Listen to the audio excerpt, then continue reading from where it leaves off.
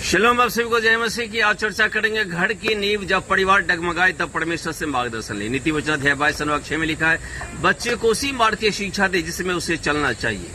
वह बूढ़ा हो जाने पर भी उस मार्ग से नहीं मुड़ेगा। बच्चे तभी सुधरते हैं जब वे प्रेम, अनुशासन और उदाहरण तीनों को अपने परिवार में पाते हैं।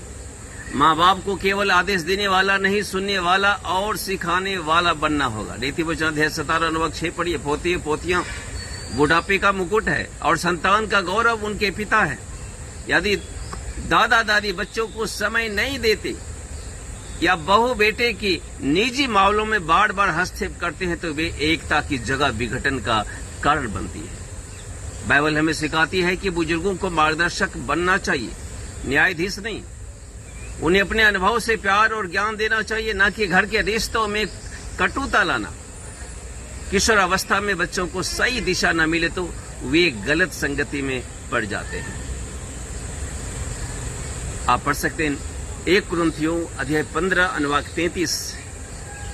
उसमें लिखा है, जो बुरी संगति अच्छे चाल चलन को बिगाड़ देती है। किसी भी बेटे बेटी के व्यवहार को देखकर केवल सजा नहीं, पहले आत्मा की दशा को समझे। संवाद, प्रेम और प्रेरणादायक उदाहरण उसके लिए सबसे जरूरी है। 12 वर्ष से लेकर 22 वर्ष की बेटे बेटियां भावनात्मक, सामाजिक और मानसिक रूप से संवेदनशील होती हैं। उन्हें व्यभिचार से बचाने हेतु तो माता पिता को चाहिए कि वे प्रेम पूर्वक संवाद करें, नैतिक व आध्यात्मिक शिक्षा दें, संगति पर ध्यान रखें, सेल फोन, सोशल मीडिया की निगरानी करें, वो आत्मसम्मान और मर्यादा का संस्कार दें।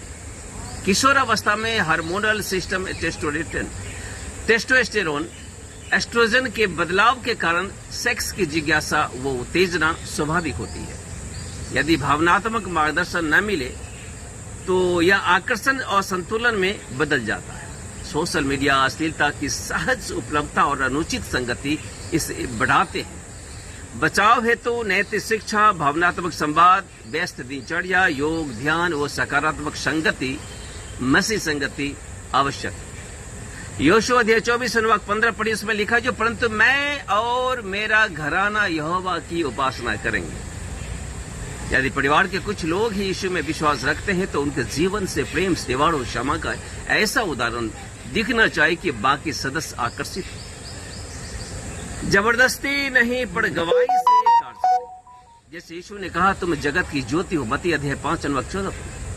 दादा दादी को सीखना होगा कि केवल बुजुर्ग होना सम्मान का कारण नहीं, जब तक वह शांति और शिक्षा की वाहक न बने। माता पिता संस्कारी है तो अच्छी बात है, नहीं तो संस्कार सीखें। आपस में संवाद के नए पुल बनाने होंगे ताकि रिश्ते की नींव मजबूत होने पाए। बच्चों के लिए रोज पारिवारिक प्रार्थना, चर्च जाना और नैतिक शिक्षा अनिवार्य करें। बेटे बेटी को प्रेरणादायक स्त्रियों की कहानियां सुनाई, खास करके बेटियों को प्रेरणादायक स्त्रियों की कहानी सुनाई, जैसे एस्तर, मरियम, और उसके साथ एक निजी रिश्ता बनाए। जब घर की नींव कमजोर हो तो छत नहीं बदलती। जब घर की नींव कमजोर हो तो छत नहीं बदली जाती, बल्कि नींव को फिर से मजबूत किया जाता है। बाइबल हमें सिखाती है कि एक परिवार यदि प्रेम, क्षमा और विश्वास में बढ़े तो वह फिर से परमेश्वर की ओर लौट सकता है। परमेश्वर से बोलिए, हे परमेश्वर, इस परिवार को अपनी उपस्थिति से भर दे। जो टूटे हुए हैं उन्हें जोड़, जो भटके हुए हैं उन्हें लौटा, और जो थके हुए हैं उन्हें विश्राम दे। यीशु मसीह के नाम में आमीन बोल सकते। एक बार फिर आप सभी को शलोम, जय मसीह की। परमेश्वर आपको आशीष दे।